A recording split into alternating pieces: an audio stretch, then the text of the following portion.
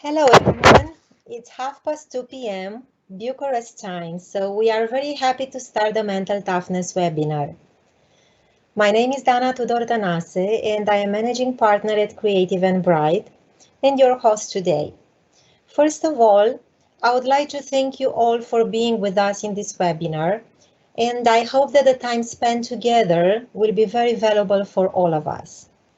Special thanks as well to Doug, who is with us today and has accepted our invitation. Hello, Doug. How are you today?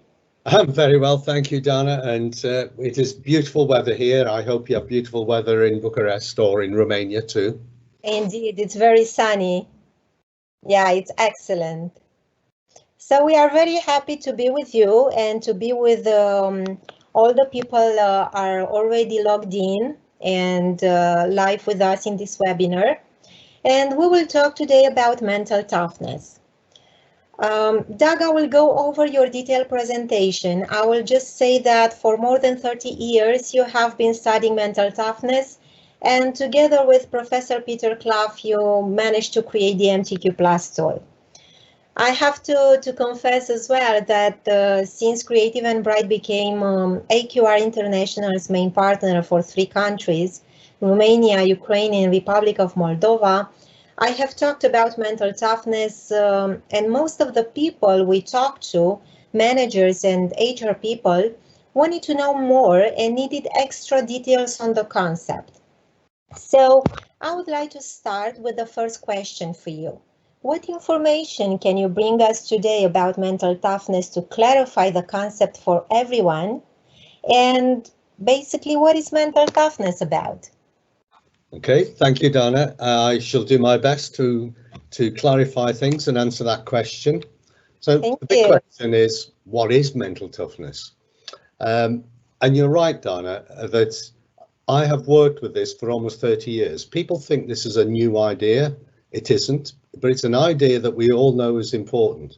In work, we often talk about attitude being more important than skills and knowledge, and that's true. You can have a lot of skills and knowledge, but if you have a bad attitude, you're not a good employee. So we know that what is happening mentally with people is important, and this is what mental toughness is about. There is a definition, and we say it's a personality trait, and I'll talk a little bit more about that, which determines in large part how people deal with challenge, stressors, opportunity and pressure, irrespective of prevailing circumstances. So it sounds a little bit like resilience, and we'll see that it covers resilience. But essentially what it is describing is how do we respond mentally when something happens. And because we are talking about a mental response, it's a response we can never see, but we can see the implications of. So we'll explore that a little bit more in a moment. But one of the important things in developing this concept is that we have worked with academics and universities all over the world. And would you believe there are now 120 peer-reviewed research papers that have been published in academic journals which support the mental toughness concept. Now, I know a lot of people who are listening will be using personality measures and psychometric measures and personality models. At the moment, there is no other concept or no other measure that has as much published research about it. Now, the interesting thing about the research is consistently showing that mental toughness is a major factor in 4 areas. One is performance. We know that 25% of the difference in an individual's performance is connected with their level of mental toughness. That is a huge difference. So we know that it's very, very significant. Although we've put agility there, the third one is growing in so much importance. We know there are big connections with the well-being. So universities, particularly the University of Basel in Switzerland, has carried out a lot of research. They've published about 10 papers, and they show that mentally tough individuals can be as anxious, can be as depressed as anybody else, but they manage it. Whereas mentally sensitive people, that's the opposite of mental toughness, tend not to be able to manage it. So when you think about the present circumstances and the amount of stress and pressure that people are under, what we are likely to see is that people who are mentally tough will be able to manage it. People who are mentally sensitive won't be able to manage it. They will find it difficult, and they will increasingly develop mental health problems. We already see this in the UK. The other two areas are agility, and that's the ability to deal with change and be positive about change. And of course, that refers to something that we all know about, and that's living in the VUCA world. And then finally, the more mentally tough people are, the more aspirational they are. So we know that it has some important connections with some very important outcomes for everyone. Excellent. Okay, so one of the things that we've just mentioned is that it's a personality measure. Now, most of the people listening will be familiar with personality measures and personality models. Mental toughness is bringing something completely new to the picture. Most personality models that people will be using will be behavioral models. What they do is describe how people act when things happen. Now, we very often use personality measures, behavioral measures in recruitment. And we use it in recruitment because we're bringing into the organization people and we don't know how they'll behave. So we want to be able to make good predictions about their behavior to see whether that behavior will be consistent with what we want. However, that's not really the most important question. It's nice to know how people behave. What is more interesting and far more important is to understand why they behave the way they do. And so what mental toughness describes... Yeah. Sorry? Sorry, I'm interrupting you, Doug. Yeah, I think this is very important as we talk about different international tools, and you know that we use it in big corporation and in big companies. So basically, it will be very important for us to find a little bit about the differentiators between other instruments and MTQPlus as well, but in the same time to see how they can be complementary. I mean, can we use different tools within the same company? What kind of, let's say, what is the added value that MTQPlus can bring if we use it? Well, I'm sure that you will cover it as well. Yeah, right? Sure. So just completing the description, mental toughness describes and assesses how you think when something happens. So it's your mental responses. So it's what's happening in your head. And of course, we can't see that. We can see behavior, but we can't see why people are behaving the way they do. So by having this additional piece of information, we are able to understand why you behave the way you do. So to answer your question more directly, we would very often find that using a behavioral measure, so for instance, Hogan or 15PF or one of those measures, a really good Big 5 based personality measure, together with the mental toughness questionnaire, gives you two complementary dimensions about the individual. You can assess how they act and you can get an insight into why they act the way they do. What's happening mentally and what's happening in terms of their behavior. So you can definitely use both measures. And in fact, when you're trying to understand people, and whether it's an individual or a group, the more information from different perspectives that you can pull together about that individual or that team, the more likely you are going to make better decisions about the individual. But very often, half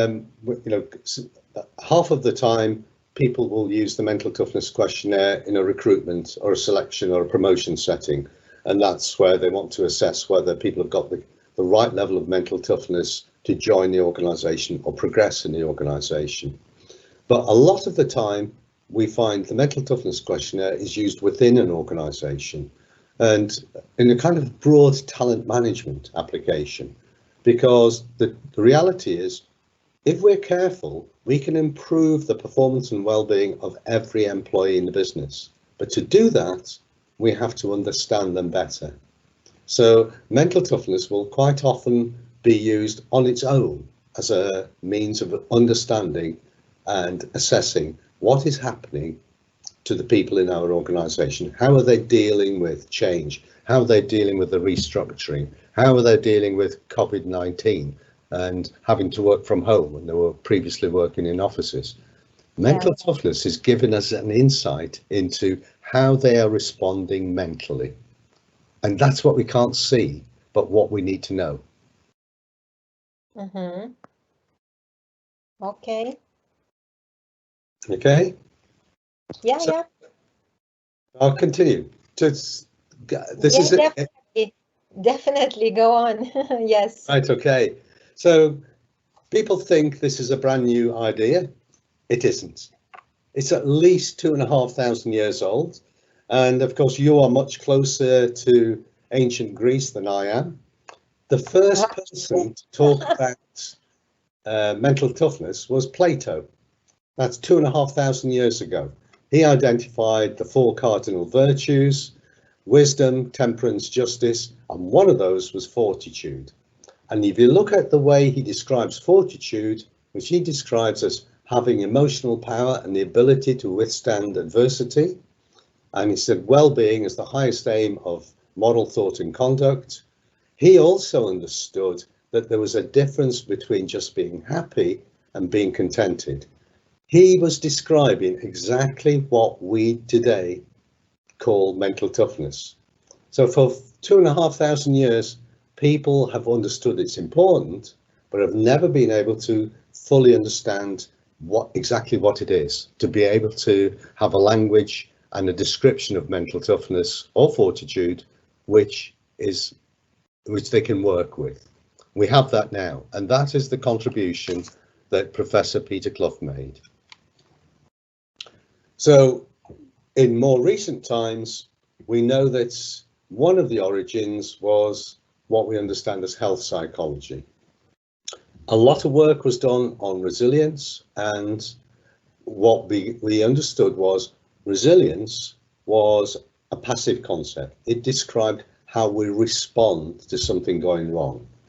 And psychologists understood that resilience depended on 2 things. One was a sense of commitment. So if something went wrong, well, you're still prepared to do what you can to achieve it. And control. Did you still feel sufficiently in control to be able to achieve it? But it's a passive concept. It's your reaction to something that's happening.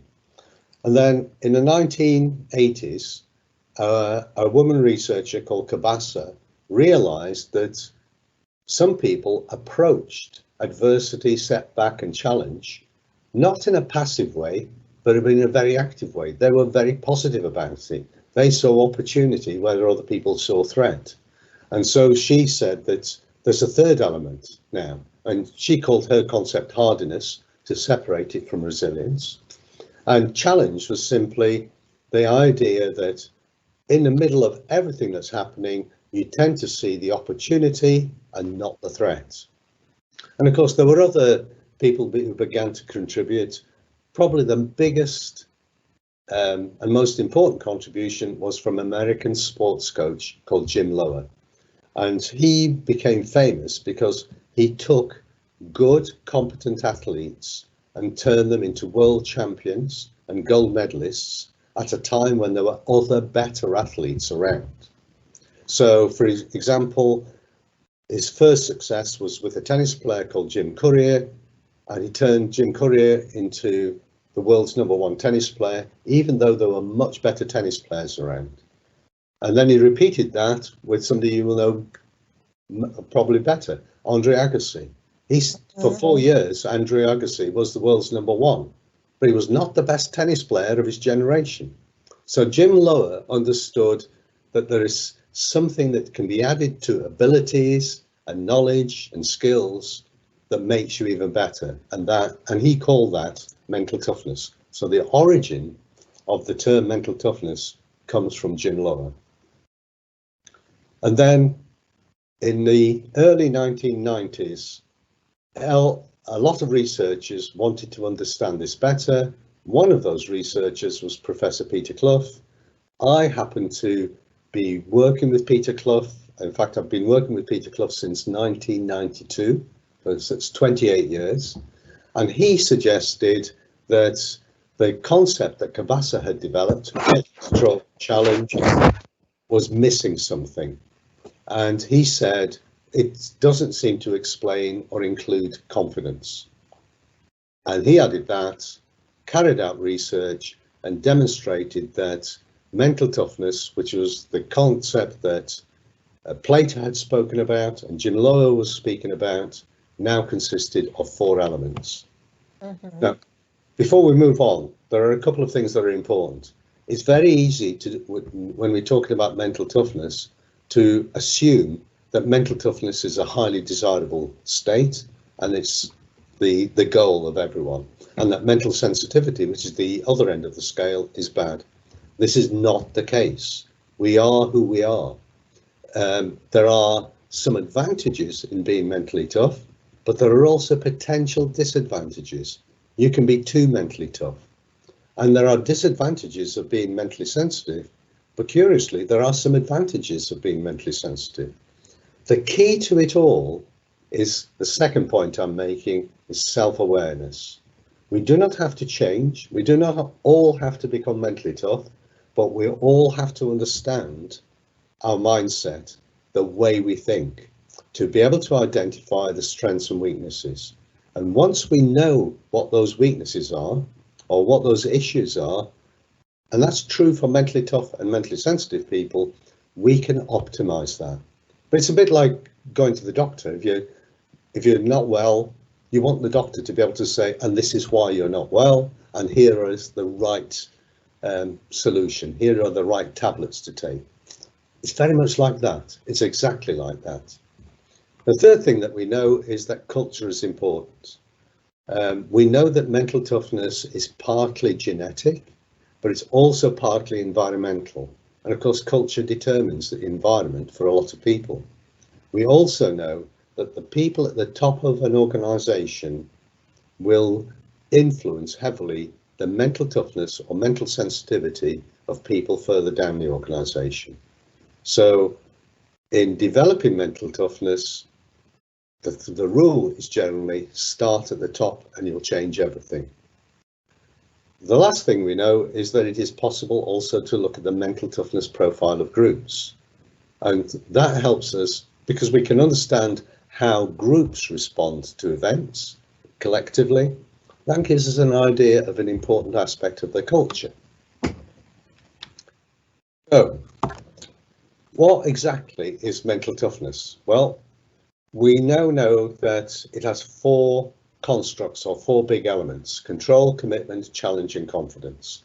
But in the last 4 or 5 years, we've been able to get down to another level, and that is where a lot of the value of the concept and the measure comes. We know that there are 8 factors which support those 4 elements, and those are shown there. I'm going to very quickly and very briefly describe each one of them. I'm going to describe them very briefly, so there's a much more complex and much more detailed explanation. And I'm going to describe them in terms of typical behaviours that are associated with that aspect of mindset. That's not a complete list of behaviours, and not everybody will demonstrate those behaviours. These are examples. So the first element is control. And control is where you have an idea that I can control enough of my life and my work to be able to achieve what I need to achieve. I don't necessarily control everything, but I believe I control enough. And there are 2 elements of that. One is life control. And life control is basically what Henry Ford used to say. Henry Ford used to say, if you think you can, you can. If you think you can't, you're probably right. In other words, we can think ourselves into achieving things or think ourselves out. This is where the sense of can-do sits. So if you've got a high level of life control, you will try everything. You know you can do it. You don't actually know whether you've got the skills to do it, but you know you can do it. If you've got a low level of life control, you will use words like if or but, maybe. You are already thinking of reasons why you can't do it.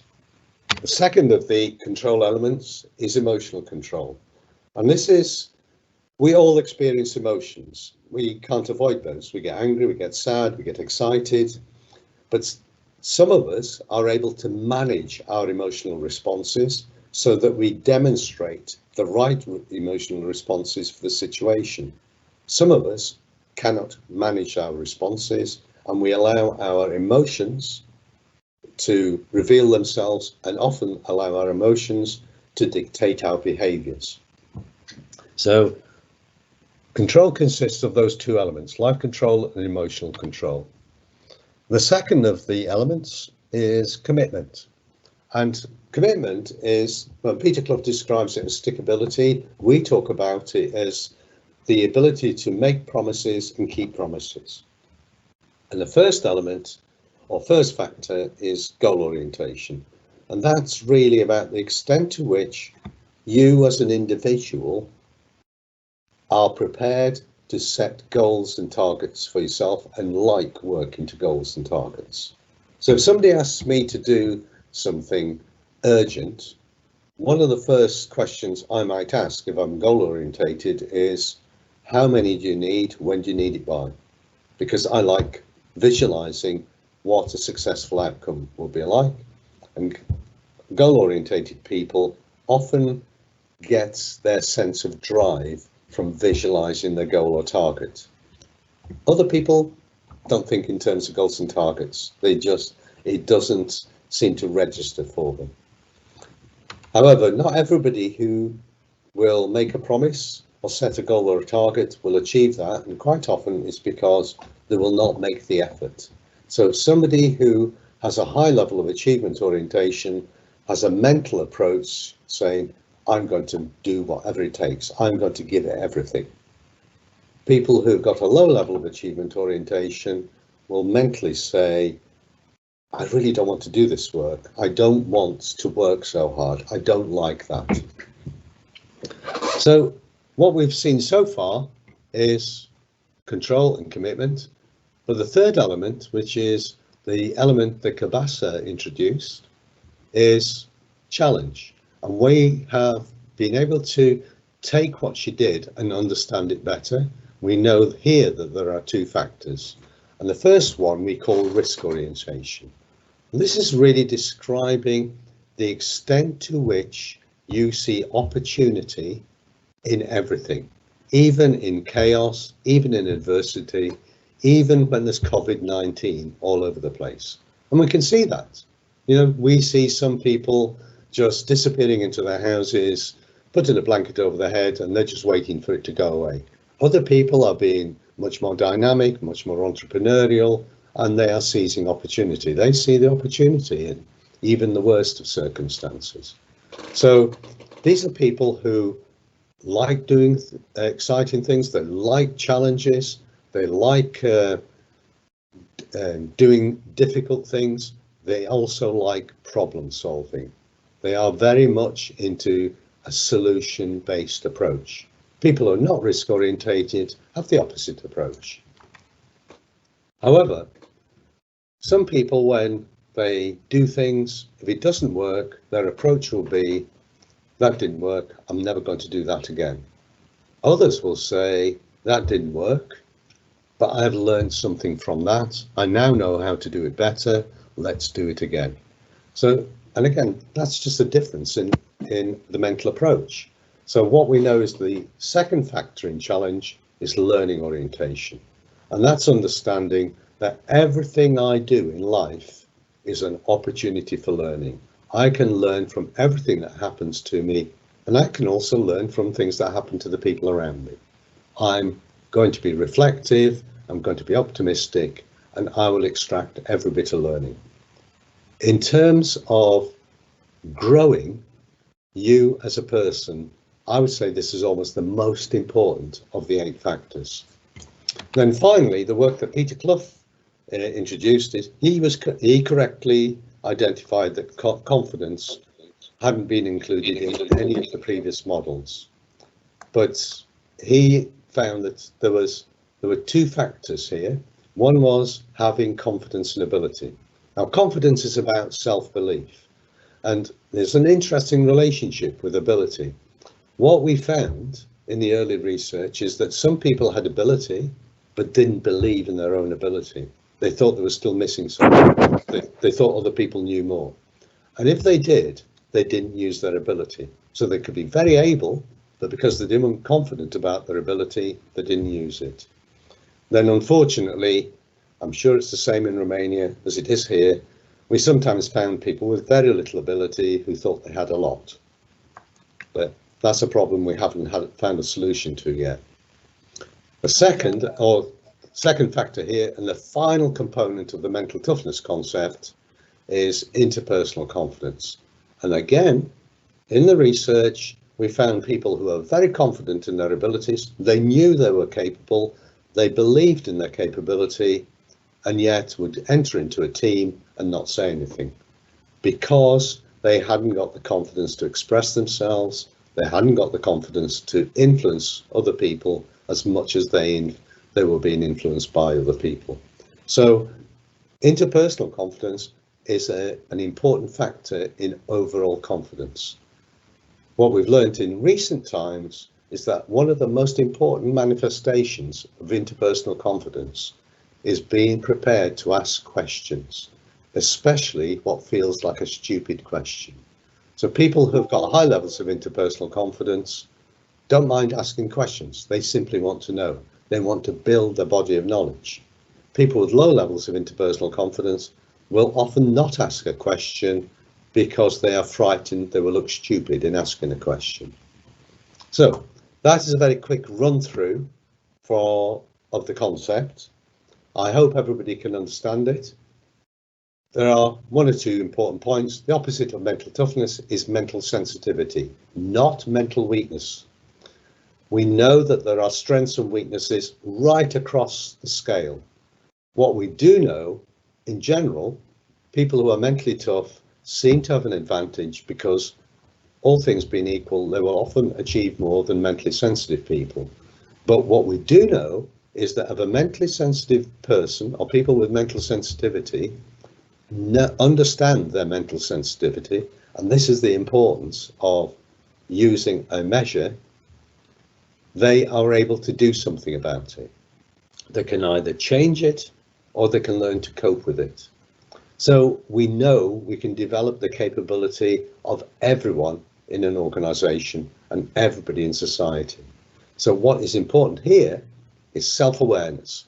People need to understand exactly what it is about what's happening in my head that is holding me back.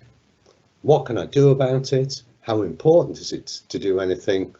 And what do I need to do to change? So I'll skip this and we can deal with this in questions. Yeah? Unless you want to deal with it now. Okay, I have some questions for you based on the presentation so far. Okay. So you mentioned that one of the forces is control, and we talk about life and emotional control. So if I understood correctly, MTQPlus can help us be emotional agile in order to overcome stressful situations as the one we are living right now and become our best version? Yes, absolutely. And it's important, not just in present times. So what we're finding in the UK, for instance, is that I'm sure it's the same in Romania because it seems to be the same everywhere. People have been sent home wherever possible to work from home. But some people have to stay in work. You know, people working in shops still have to stay in. What we're finding is that the number of reported mental health problems is rising dramatically. So we can just picture that somebody who's been working in an office with lots of their colleagues and friends is now working on their own at home. They may be living in a small flat, not in a nice spacious office. The children will be there, and it is much more difficult for them to do their job, even a simple basic job, working from home. And so bit by bit, they will respond emotionally. They'll get annoyed. They may well get frustrated. They may also be worrying about what's going to happen to their job, because they're no longer in contact with the people directly that they work with. And so they begin to feel isolated. And if you can, everybody will experience emotional responses. Even me, I've got a very high level of mental toughness, but I sometimes sit here and think, I don't really feel in control anymore because I can't. The virus is controlling my life. I can't control the virus. And if you cannot manage your emotional responses, then you begin to respond the way that your emotions are making you respond. On the other hand, if you can manage your responses, you can bring your emotional responses under control, which you can, if there are lots of good techniques that can do it, then you can maintain a degree of control. As I said earlier, people can't control everything, but you just need to control enough to feel in control. It's really important at the moment. We've noticed in the last 3 weeks a huge surge of interest in mental toughness globally from every country in the world. Literally from 80 countries. Number one concern all over the world is the behavior and response of leaders and managers. Because you look at what a leader and a manager does, they generally are in control. They exert control over a situation, and they often exert control over a situation on behalf of their team. Now, if a manager or a leader has a degree of mental sensitivity, in normal times, that might not matter, because they're in a team. There might be members of the team that deal with the things that they find difficult. Now, the leader or manager is maybe sat in an office on their own. They may be sat at home, and their team is completely dispersed. They can't see them. They are beginning to feel very, very stressed. They are beginning to develop emotions, and they are beginning to struggle. People in leadership and management positions aren't perfect people. They're like the rest of us. They have strengths which get them to where they are. They have sensitivities, which, like most of us, in normal times don't matter. In times of crisis or high pressure, and it doesn't just have to be COVID-19, it can be a takeover or something like that. These create big problems for them. Yeah, it's very true, because this is one of the challenges we have to confront right now, especially at the management level, is how to manage teams virtually. And more than ever, we need managers who will be able to stimulate team interaction and to build trust at a distance. Yeah, so there are two aspects of that. Is how can I control, or how can I manage this virtual situation? But the other side of the coin is you might have 30 employees all working from home. How do you know what's happening inside their head?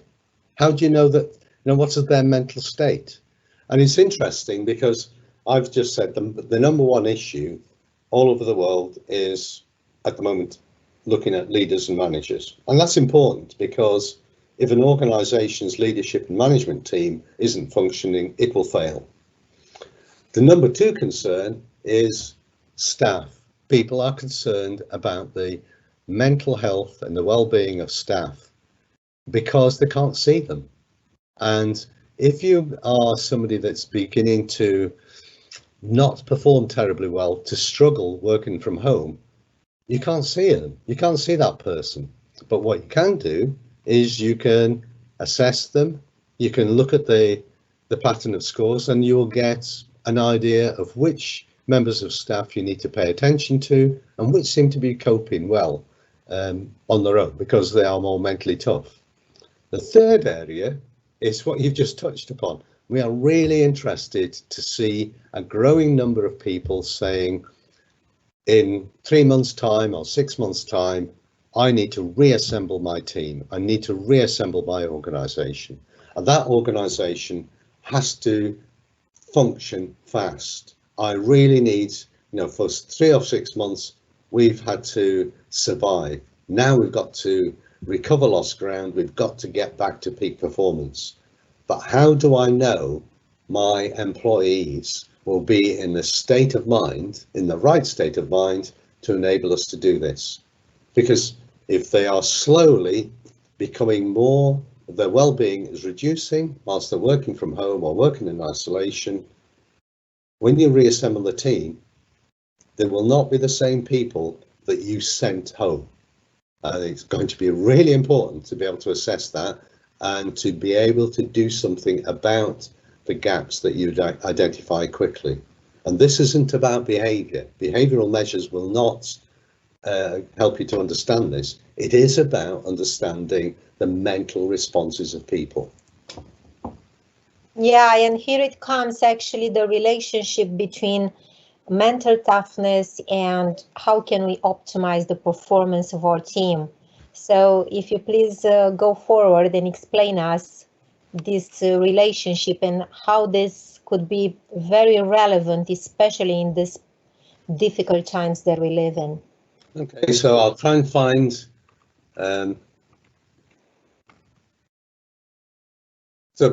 I guess I need to explain that there is a mental toughness questionnaire. The most important measure is the MTQPlus.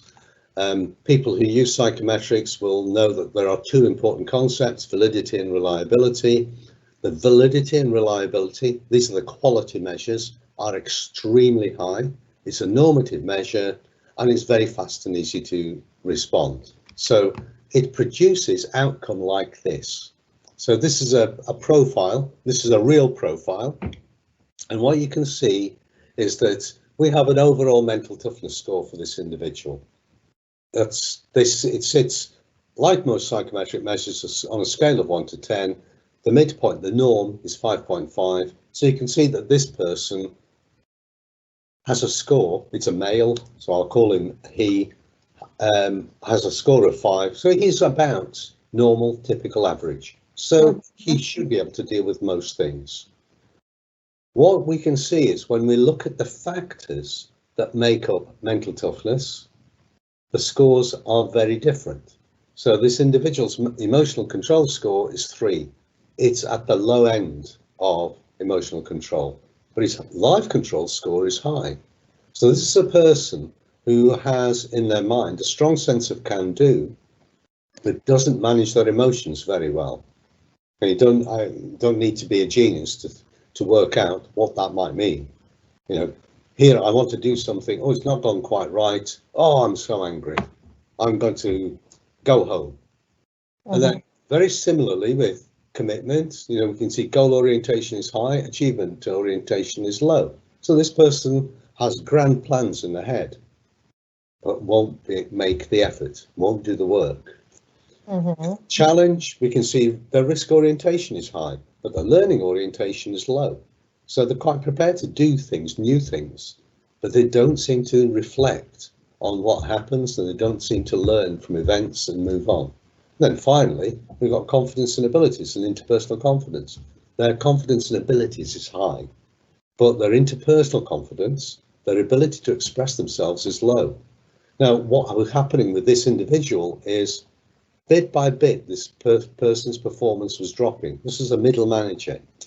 And when we presented this information back to the individual, he said, I now understand why I have difficulties. He understood that he had a low level of emotional control. He understood that he didn't reflect and learn from events. And especially he understood that he didn't have the interpersonal confidence to speak with other people or asked for help, and that was critically important. So this is the kind of information that's generated. So for those that are interested, here is the validity and reliability data.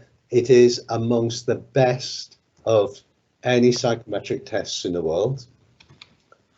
And I'm going to do an example here. So here's an example of which might answer your question. This is in 2012, not 2102, that we haven't got there yet. In 2012, we were asked to work with a group of around 200 teachers who had been identified to become school principals. And you can see on the left-hand side in the before column what the average mental toughness profiles were on each of the scales. Now, in those days, we only had the MTQ48, so we didn't have the subscales for challenging and commitment. But you can see at the bottom, the overall mental toughness score for these high potential people was 5.94. Now, we know from research that on average, a school principal who is effectively the chief executive of a reasonably large organisation should have a mental toughness score closer to 7. So these people were provided with a 2-year program. The 2-year program included a day in each year where they had to go to a venue and practice mental toughness tools and techniques. They were provided with coaching. The coaches were trained in mental toughness, and then there were some skills and knowledge added as well. At the end of the program, they were reassessed, and that's what you can see in the after column.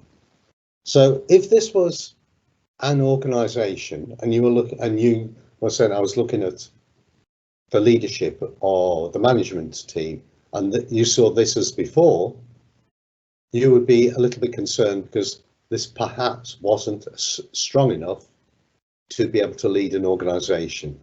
So this program introduced mental toughness development activity, some skills and knowledge activity, and you can see the result. In every case, there was a significant shift in the mental toughness scores on average, for all the participants. So what we've got is the ability to assess the mental toughness of groups.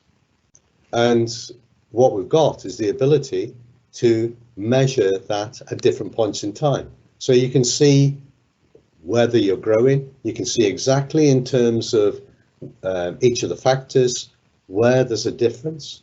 And in this particular case, although they had improved their emotional control scores, the improvement was still only to 5.4. That was still below the global mean. So the average emotional control score for this group of 200 school principals who by now were in a position of responsibility was still below the average person on the planet. So this was still a development area. So this is not only telling you about where the hot spots or the strengths and weaknesses lie, it's the extent to which there are strengths and weaknesses. You can measure progression, and you can introduce a continuous improvement process because you can continue to develop this. And sometimes, and we think this will be happening now with COVID-19, if we were to assess these people in 2020, I suspect their scores will have gone backwards a little bit. So but this is talking about assessing and developing mental toughness. The consequence of developing mental toughness is at the end of this 2-year period, 3 things happened. One is the schools achieved their best academic performances, improvements in academic performances. It improved staff morale and it reduced staff turnover. So there were very important, measurable economic consequences of doing this. Mm-hmm. Yeah, very interesting. We have Doug, we have a question. Can we have a question? Of course, yes. Take a question from the audience. Okay. So we have a question from Alexandra. What kind of tools are there to practice and develop the muscles of mental toughness? Right. Well, let's skip past that slide a couple of minutes ago. The most important thing to understand about the tools is that they are all experiential, which is one of the reasons why coaching is a very good approach to help individuals. But of course, coaching can be quite an expensive activity because you're doing it one person at a time, although you can do group coaching. And what we know is that one of the things is you cannot teach somebody how to be more mentally tough, they have to learn. So basically, it's about self-awareness and it's about understanding what you've just experienced. And as it says here, reflection. So what did this event mean for me? How well did I respond to it? Do I need to respond better? And this is where the motivation to make a change comes. And then how important is it for me to make a difference and then to do something about that? And it does require purposeful practice. Now, the most 99% of mental toughness development tools and techniques fall into 6 areas, and people who are listening, who are coaches and trainers, will know most of them. So one of them is positive thinking tools and techniques. That's things like affirmations, thought stopping, self-talk, think 3 positives. Self-talk is a particularly effective one. The difficulty with positive thinking tools and techniques is the research shows that they work best with people who already think positively. People who are mentally sensitive and who don't think positively think, okay, I can see why so-and-so thinks positively, but that's not me. It's very hard for them to relate to positive thinking. The second technique is visualization. And visualization is a very underused technique. That's about getting people to close their eyes and to visualize the kind of outcomes that they want and to visualize in their mind the kind of steps they need to take to achieve that outcome. Lots of people don't do that. They just see the big goal. But you've got the power inside your head to be able to work out the way to achieve that goal. The third area is the traditional stress management tools and techniques, anxiety control, things like controlled breathing, muscular relaxation, controlling distraction, and so on. The big one that is missing in most people's armory is attentional control. That's how to focus longer, and how to focus better. And in our experience, that produces the biggest payback for most people. The fifth area is goal setting tools and techniques, and that's not so much about setting smart goals. It is much more about understanding how to achieve goals. And then finally, the test itself is probably one of the most important development activities, because mental toughness sits in the head, we can't see inside other people's heads. So it's very difficult for us to sit with somebody and help them to understand what their mental responses are. And we can't even do it to ourselves, because what happens most of the time is I do something, I can't succeed, I'm struggling, but I don't know why. And we now know that it could be any one of those 8 factors I described. And it might be more than one, it might be 2 of them, it might be 3 of them. But we never think in terms of that kind of structure. We don't sit there and say, oh, today it was my emotional control that created a problem. Or the day before it was my risk orientation that created a problem. We need to understand ourselves at that sort of level. If we understand ourselves at that sort of level, then we know what we can do about it. So in itself, the test is very important as a way of helping the other 5 techniques work more effectively. It is also important. because we need to direct the right technique to the correct factor.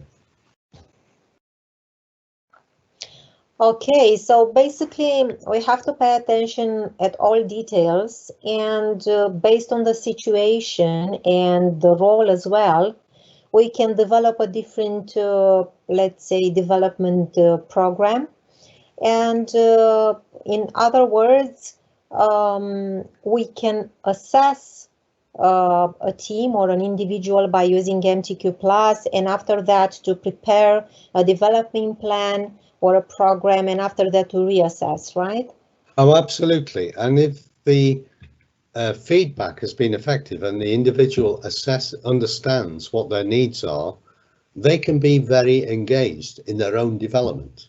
You know, 20 years ago, 10 years ago, trainers and coaches did things to employees. They said, I'm going to do this for you. That has a very limited impact. What is most effective is if the employee understands the development need, is motivated to do something about it, and is part of the process of development. After all, we are learning all the time. You know, one of the messages in mental toughness is our mental toughness is always being shaped by what happens to us. So we need to understand why that's happening. Super. So mental toughness, MTQPlus, let's say MTQPlus assessment shows us exactly where to act, what is the priority, where should we focus on, where should we invest the budget in developing people for their let's say roles, for their responsibilities, and so on, because we act differently if we have to deal with managers. We act differently if we have to deal with top management and so on. So it depends on the role he has within the organization and his or her responsibilities. We know exactly where to act and what kind of development program we should apply. Exactly, and what we have here is the opportunity, and this has been the goal of true development. This is why coaching is so important, of being able to attend to needs at the individual level. Too often in the past, we've had organizations saying, oh, I want to raise a skill of 500 people, all 500 people go through the skills program.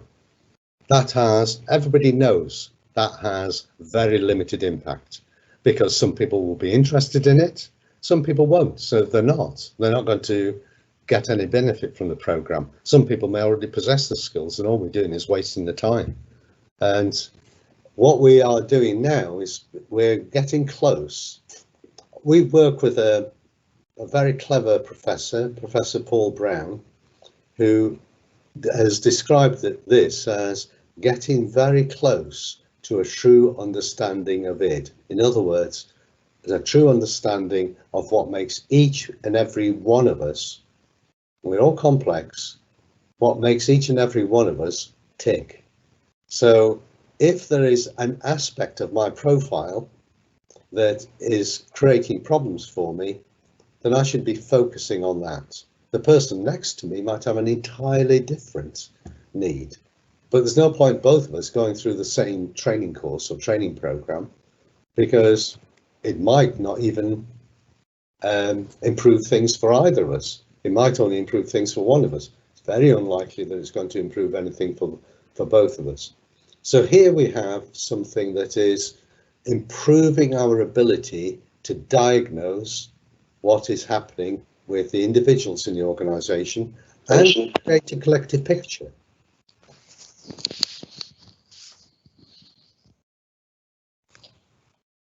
Doug, we have a very interesting question from our audience. What is the scientific support behind the model? Is it tested to determine cultural sensitivity? Yes. Well, there are now 120 research papers.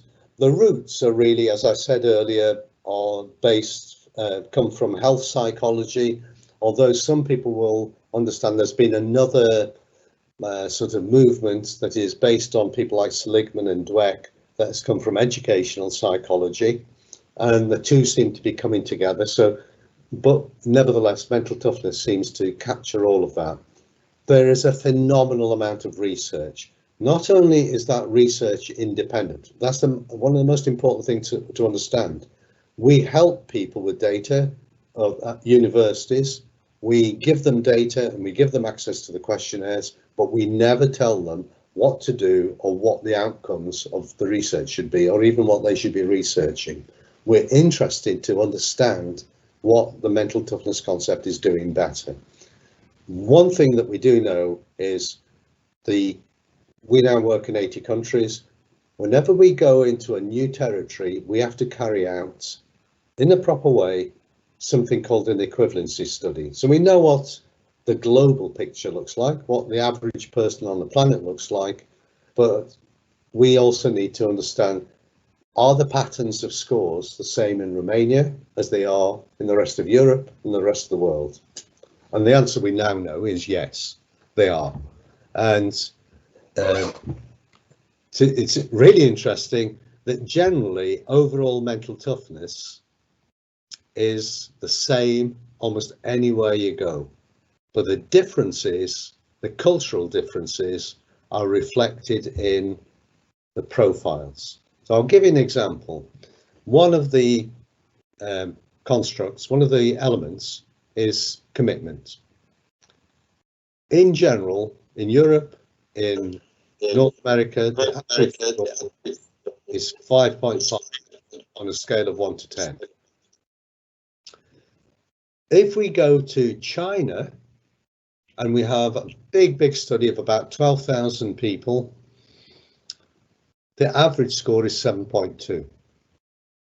That is huge difference. You know, statisticians will tell you that a half STEN score is significant.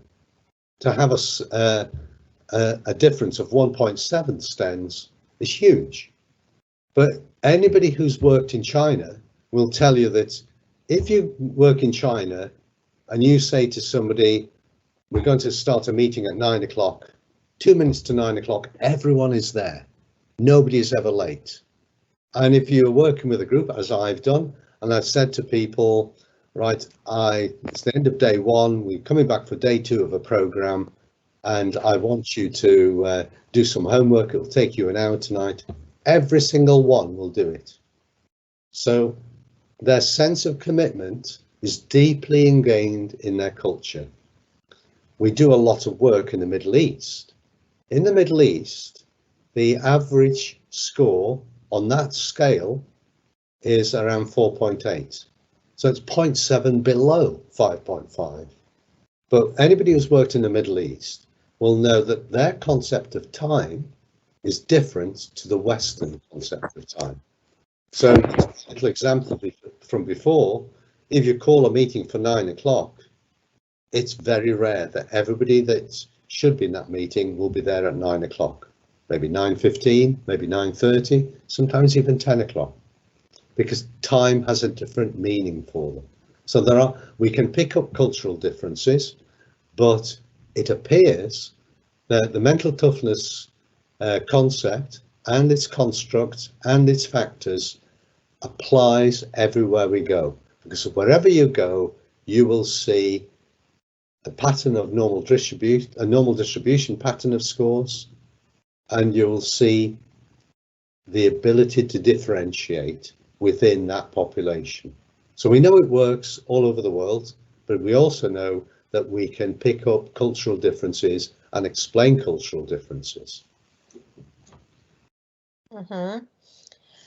Super.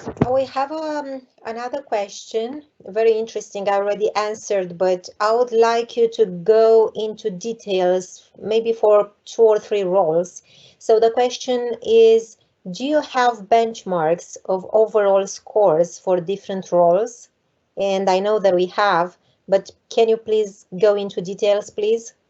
Well, we do, but you know, in all honesty, we do not. You need the right level of mental toughness for the challenge you are facing. So the profile will be different for different job roles. There is no such thing as an ideal profile. There are profiles that might work better than other profiles.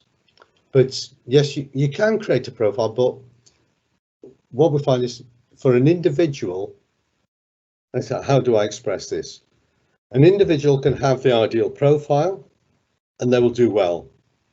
Another individual might have a profile that doesn't match, but as I've said several times, self-awareness is the key. If they understand where they don't match and where there is an aspect of their mental makeup that doesn't quite help them to achieve their whatever they've got to achieve, but they're prepared to learn how to cope with it or learn how to deal with it, then they can be as effective as anybody else. Because, you know, if I step back now, mental toughness is one aspect of a person. It is possibly fundamentally the most important aspect, but there are others. So if I have two people and I'm looking at a particular job and one has all the perfect skills, the knowledge and the experience to do the job, and the other one has only a little bit of the experience, a little bit of the knowledge, but the person with less knowledge has a better mental toughness profile, I might still select the first person whose mental toughness profile doesn't fit perfectly, because that person understands that. And that's the importance of using the questionnaire, helping people to understand their mental toughness and having a good feedback discussion with them so that they understand exactly what that means for them. So, you know, you can have a profile that doesn't perfectly match, but if I understand what that is and I'm prepared to do something about it, it's a challenge I can overcome. So it's a very, very good question, but it's got a lot of complexity in the answer. Okay, thank you.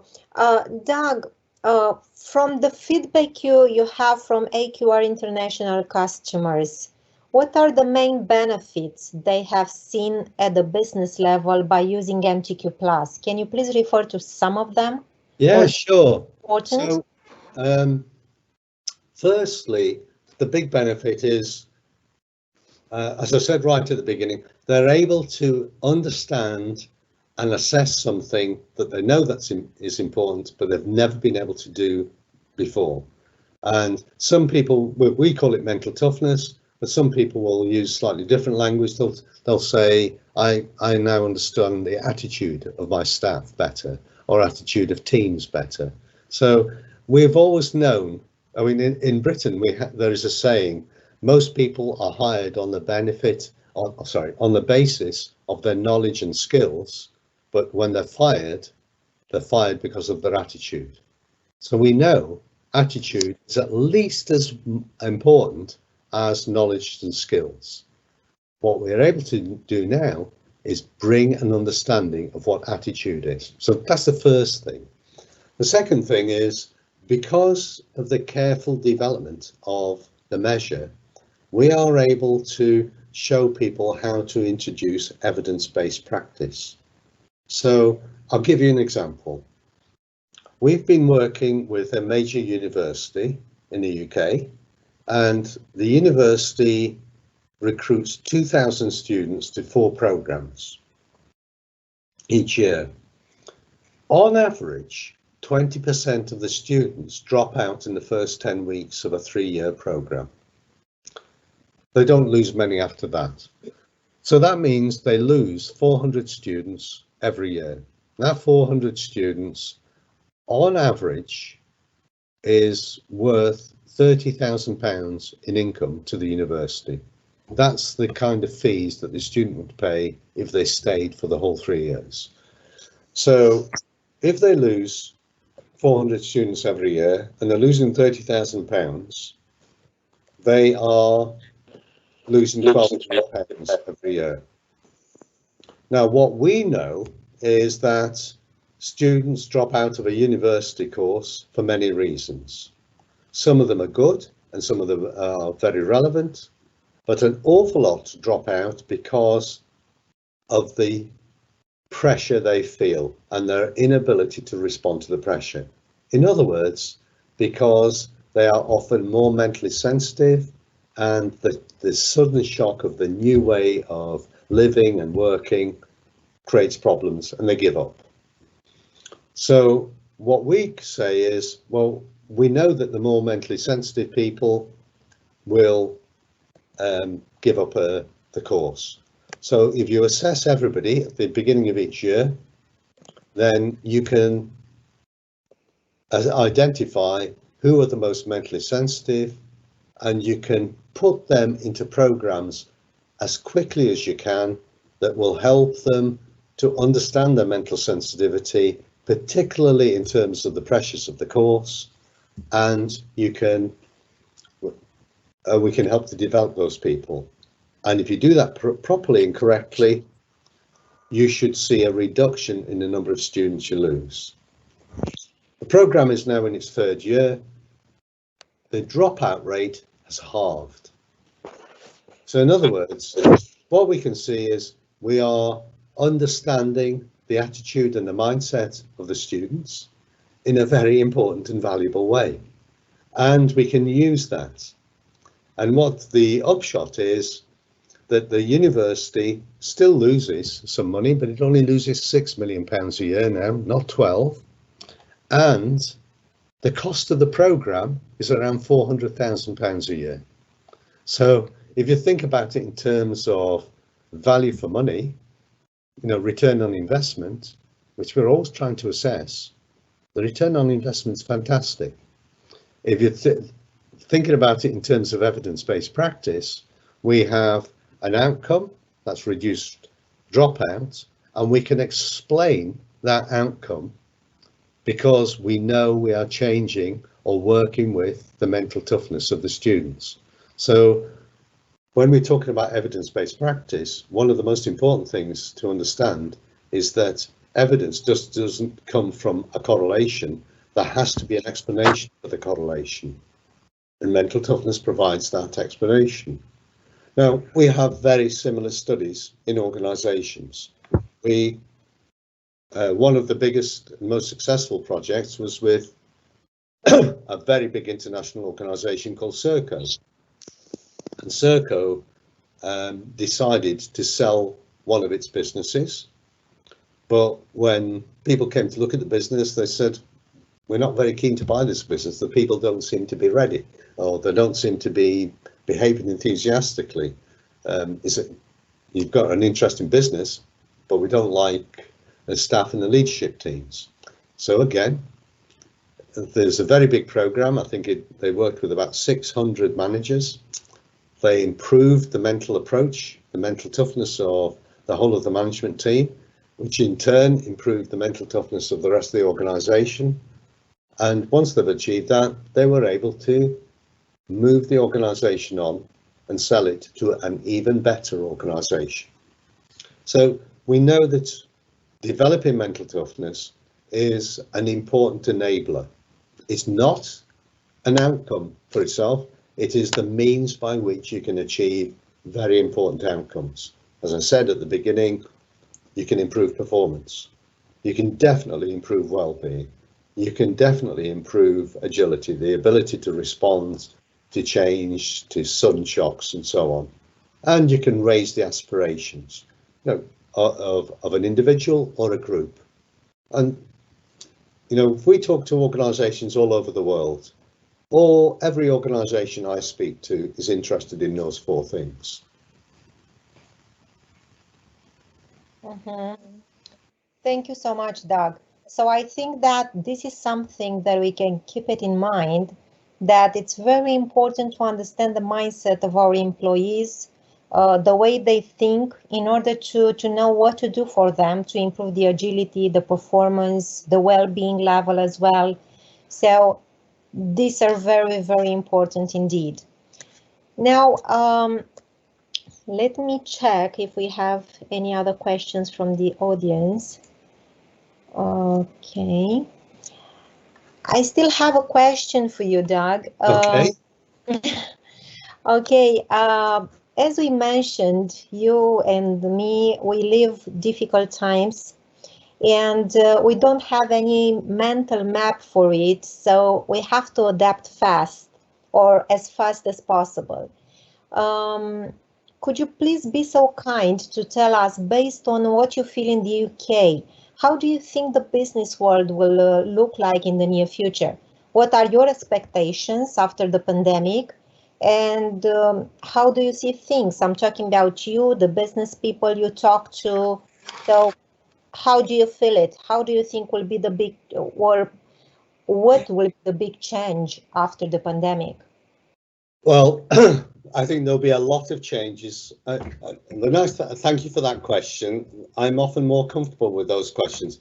I should explain to the audience that I personally am not the psychologist, even though I'm about to get a PhD in psychology. I'm surrounded by very clever psychologists, so I don't need to be the psychologist. My background is economics. And so when I hear this question, there are two, three things that I can bring to this. Firstly, is if you look at the history, the last 200 years, you can see major recessions, you can see wars, and you can see whole societies, whole countries destroyed. And yet 5 years later, 10 years later, everything is prospering. So one thing that I'm aware of is that generally people have the ability to recover. They often have the motivation to recover. In another sense, though, we might see something which Peter Clough calls polarization. We might see that the world splits into two, into people who are mentally tough. They just say, right, okay, that's happened, let's get on with it, let's go and build a business, let's do that. And there'll be a lot of people who've been worn out by the experience, and they'll be the mentally sensitive. And at the moment, governments and societies are doing their best to try to protect them. In the UK, for instance, there's a salary protection scheme. So if the employer was going to make you redundant, the employer can now keep you, but the government will pay 80% of your salary. And that's an attempt to try to allay the fears or do something about the mindset of the more mentally sensitive. Because if that didn't happen, the mentally sensitive would very quickly spiral into depression. It's only part of the solution. So one thing is that things will recover. So I'm an incurable optimist. The second thing is the world will not be the same. We can see that there's going to be lots and lots of changes, but they're not changes that we can easily predict. So for instance, there are people here in the UK who say, oh, home working is going to be the future. And yet there are just as many people saying home working, it doesn't work, because when people are working at home, if they don't have a good environment at home, and not many people do have the ability to create a space for themselves in the home, then that doesn't work. And they can be more stressed at home than they ever are at work. And there's a piece of research that's come from London University that showed that people who work from home, on average, not everyone, but on average, are 30% less efficient than people who work in an office or in a controlled environment. So we can see things are going to change, but we don't actually know how they're going to change. I think from our perspective, and the perspective of this discussion, what this is going to do, or what is obviously already happening, is people are much more concerned about well-being and understanding the mindset of staff. They're beginning to understand the importance of mindset. Organizations have sent people home to work from home, and they know what their skills and knowledge are. They're not concerned about that.